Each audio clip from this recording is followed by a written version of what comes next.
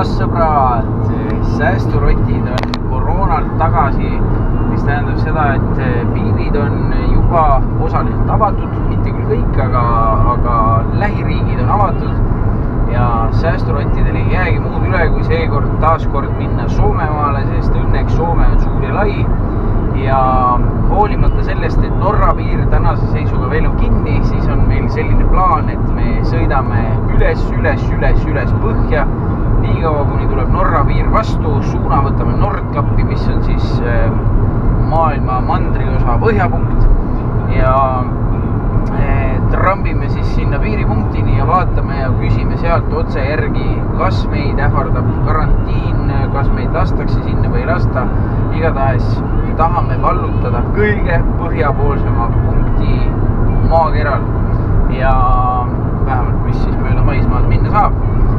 Ja loomulikult me loodame näha palju põhjapõtrasi, loodame näha palju ägedat.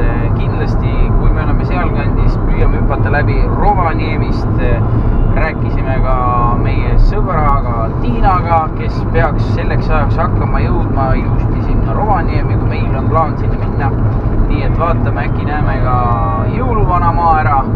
Ja üldiselt siis planeerime teha nii, et meil on Lohjal selline staap ja hakkame sealt käima hopsti erinevatel päevadel, erinevatel seiklustel ja hoiame teid selle kõigega kursis. Kell on hommikul 5 ja me sõidame Tallinnasse laevale ja loomulikult oleme hilinemas, nii et püsige lainel, mis on reisisel.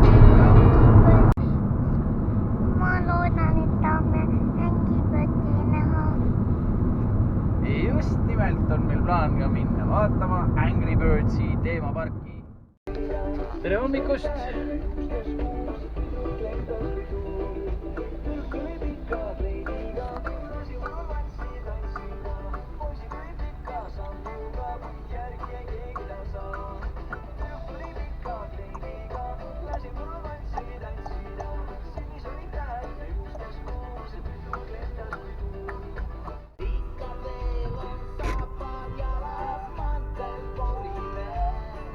Nüüd on hommikusöögiaeg perekond. Nii, meie hakkame jõudma oma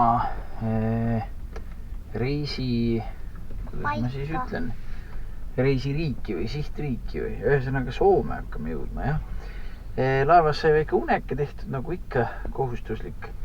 Kell on 9:30 ja kohe sõidame maha. Nii ongi.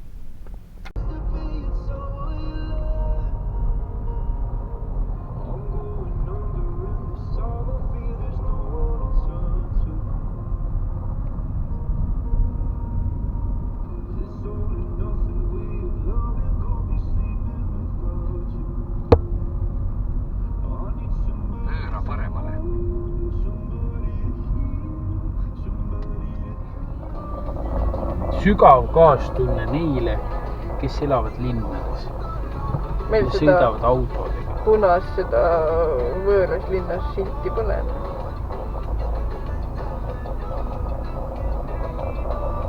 Võmmid lähevad, näed, teevad eskorti. Jaa.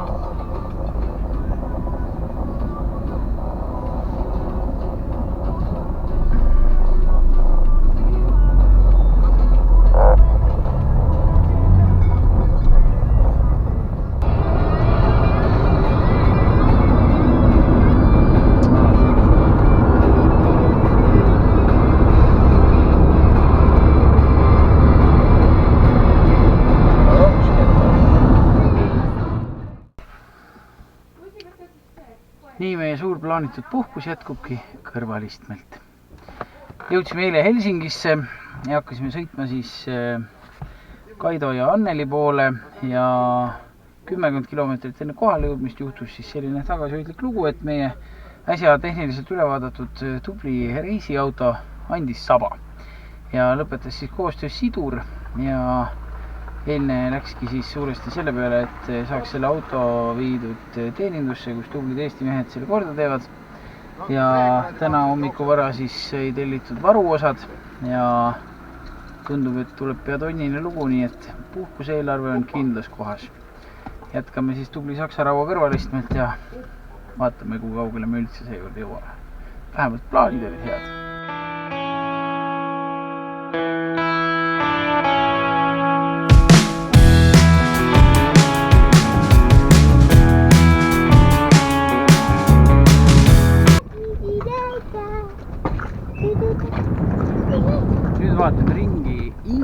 sadamas ja seda ainult sellepärast, et täna on jaanipäev Eestis vähemalt, mitte Soomes ja väljas on 26 kraadi, vesi on soe, kõik on nii mõnus ja siin on nii ilus. Kuhu veel kui mitte mere äärde?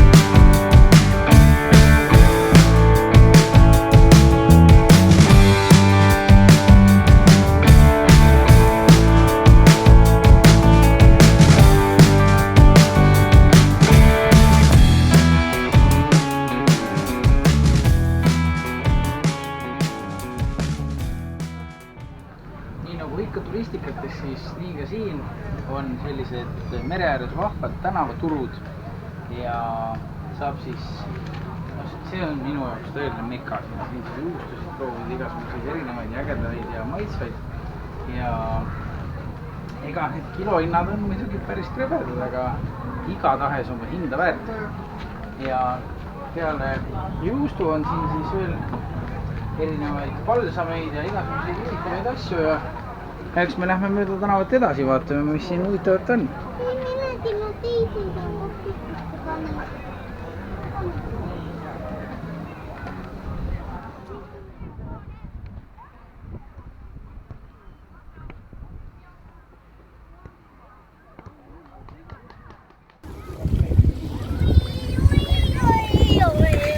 Nüüd on Motsaga Tammisaari rannas, kui nii võib öelda. Ja väga mõnus on, väga lahe on see, et soomlased saavad ilmselt oluliselt rohkem minna merre ujuma kui eestlased, sellepärast et hästi palju on selliseid sopilisi mererandasid, kus vesi on sama soe kui järvedes, sellepärast et ühendus merega on sedavõrd väike. Ja ühes sellises kohas me olemegi siin Tammisaaris ja tõesti merevesi on imeliselt soe, vahvad turud, mõnus liivarand, väga hea põhi, väga mõnus lapsega möllata ja nii, et igatahes tasub selliseid põnevaid rannikuäärseid kohti Soomes otsida.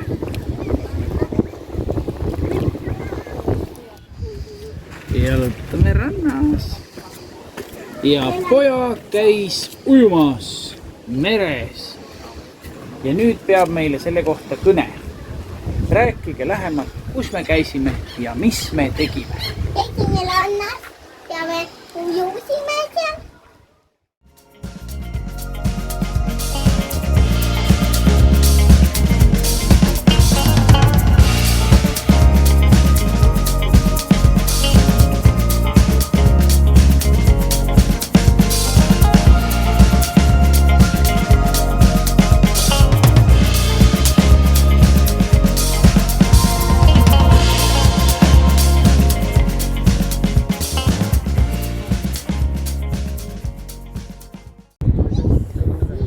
Jõudnud otsaga Port of Hanko ehk siis Hanko sadama vaatetorni ja see on siis üks, ei tea, kas päris peamine sadamalinn siis siin Soome lõunaosas ja vaade on väga äge. Siin on ühel pool on selline tööstusala või suured kaubalaevad ja kraanad. Ja teises küljes on siis selline vahva jahisadam ja saame siit nautida väga ägedaid vaateid.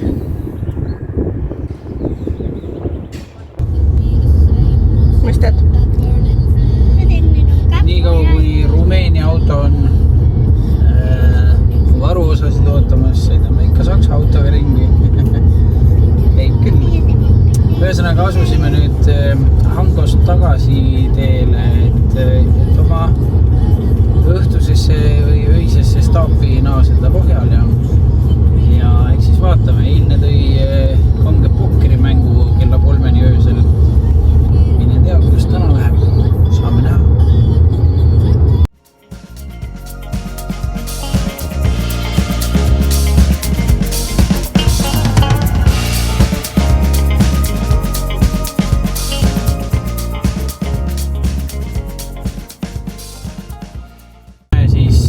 Kolmas päev ja nagu meil kõik käib ümber auto praegu, siis meie kolmas päev samuti algas sellega, et läksime siis autovaruosade poodi, kuhu eile siis sai tellitud vajalikud jubinad ehk siis tehniliselt meie reisiauto sidur täiskomplekt. Ja täna siis olid jupid kohal, maksta tuli 400 €. Mille peale mehaanik ütles, et imeodav. Ma ei jagada arvamust. Aga tõenäoliselt siis teistel autodel on kallim, hea küll. Ja viisime siis need asjad sinna mehaanikule, kes hakkab siis siin lähipäevil loodetavasti hiljemalt reedel meie autot lammutama ja vahetama siis seda sidurit ja tundub, et meil väga suurt reisi paistmas ei ole seekord, aga noh, eks me võtame päev korraga ja vaatame, mis sellest asjast välja tuleb. Aga igatahes täna on siis meie päev selline edasi, et oleme käinud siis mööda kirbukaid, eestlaste lemmikud Soomes muidugi. Ja kui kirbukaralli saab ühele poole, siis me läheme Helsingisse ja postitame siis Eesti poole Kaido ämma ja ämmamehe ja siis läheme meie hoopistükkis Suomen linna, kui ma nüüd õigel teel olen. Ehk siis lähme vaatame ühte ägedat saarekest.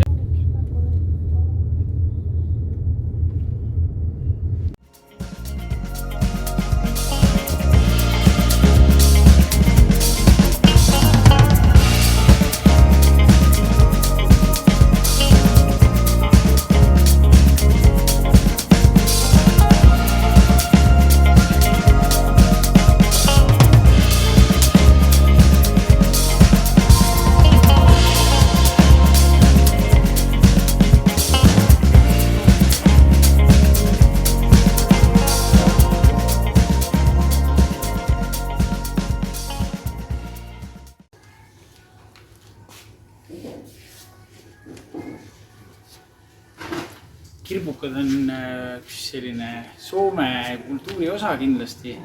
Meil see väga hästi võib-olla nii Eestis ei toimi, sellepärast et kui Eestis keegi midagi müüki paneb, siis ta paneb ikkagi selle hinna, mis asi on väärt.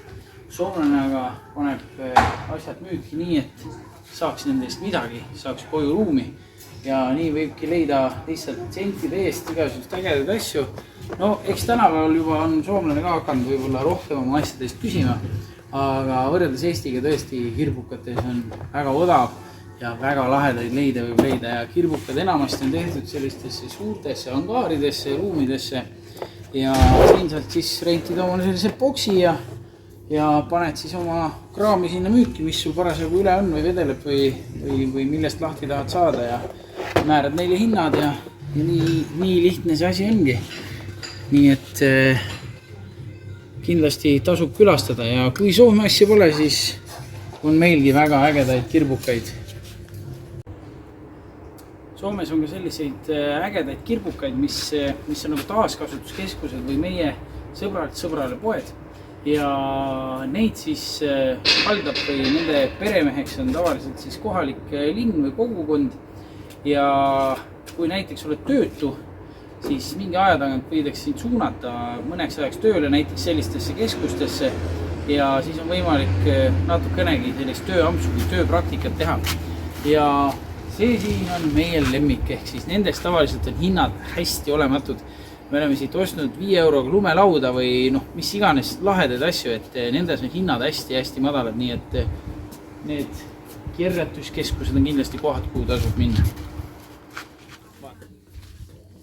Ma mängin mängu nulgas ema praegu. Uus poiss tuleb eestele. See ahi on natuke katki.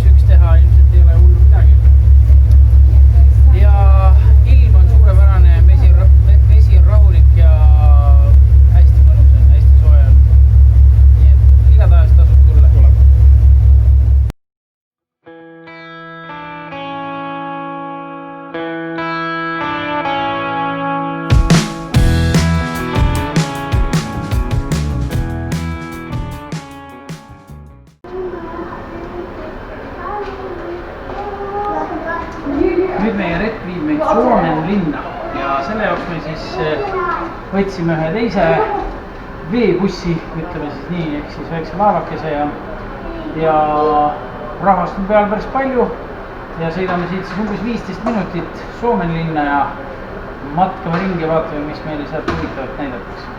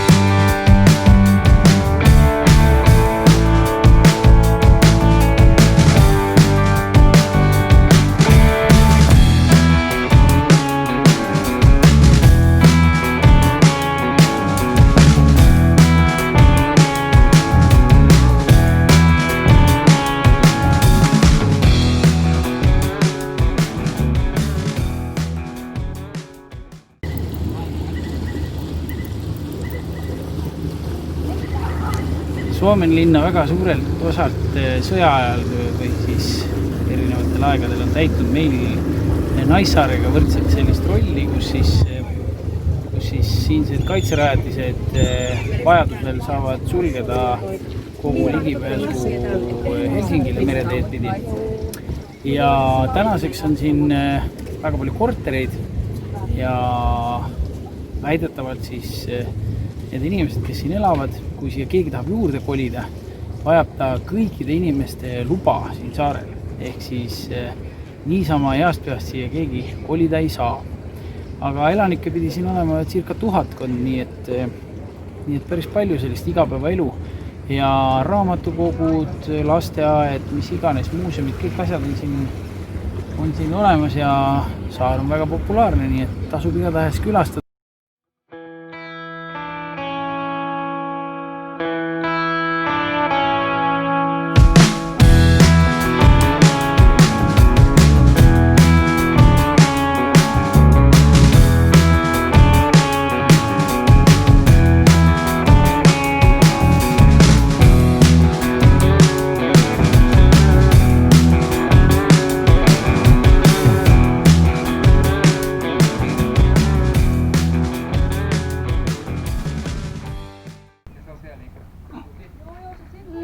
Lugupeetud vaatajad, siin on pilaadikahu. Niukse. Ja niuka. Ja niuka.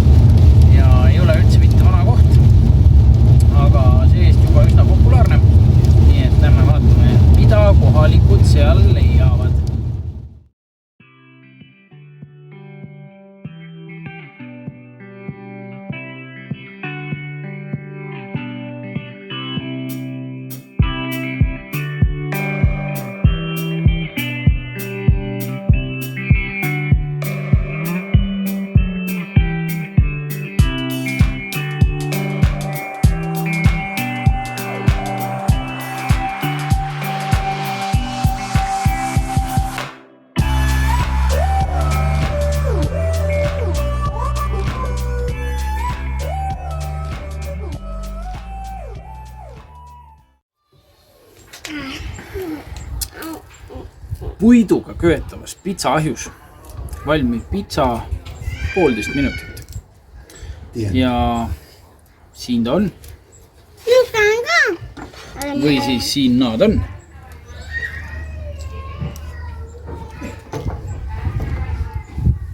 Ja nii kaua, kuni teie nuusutate läbi kaamera seda lõhna, hakkame meie sööma. Ja isu. Mul on väga.